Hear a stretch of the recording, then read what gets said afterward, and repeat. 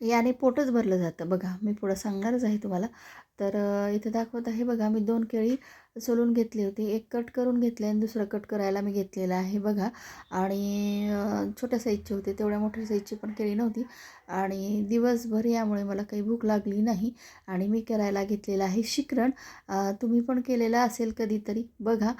उपवासाच्या काळात हे जर खाल्लं तर काहीच भूक लागत नाही. मला दिवसभर भूक लागली नव्हती आणि मी शाबू आणि भगर काहीच खाल्लेलं नव्हतं. तर बघा 2 केळी माझी छानपैकी असं चाकूने मी कट करून घेतलेली आहेत, कारण की त्याची स्लाईस तशीच्या तशी राहतात आणि खूप छान लागतात टेस्टी.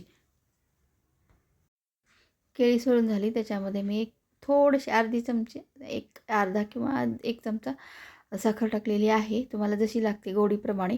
केळी गोड असते ऑलरेडी. त्यानंतर 1 चमचा छोटासा तूप टाकलेला आहे बघा.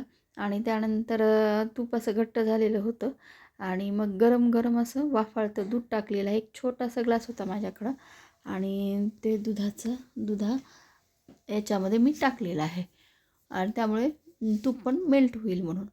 आणि काय केलं आहे बघा, मी पुढं सांगतेच तुम्हाला. असं गरम गरम दूध केल्यानंतर त्याच्यामध्ये मिक्स केलेलं आहे आणि ते मिक्स करून असं छानपैकी खाल्लेलं आहे. म्हणून मला दिवसभर भूकच लागली नाही. हा गुरुवारचा व्हिडिओ आहे. आणि तुम्ही असं केळ्याचं शिकरण करता का? याला केळ्याचं शिकरण म्हटलं जातं. मिक्सरमधून जर काढलं तर हे खूप छान लागतं चपातीबरोबर पण खायला. काही गोड नसेल तर घरात क्रेविंग जर झाली खायची गोड आणि घरात जर केळी असेल तर असं करून पहा नक्की. धन्यवाद.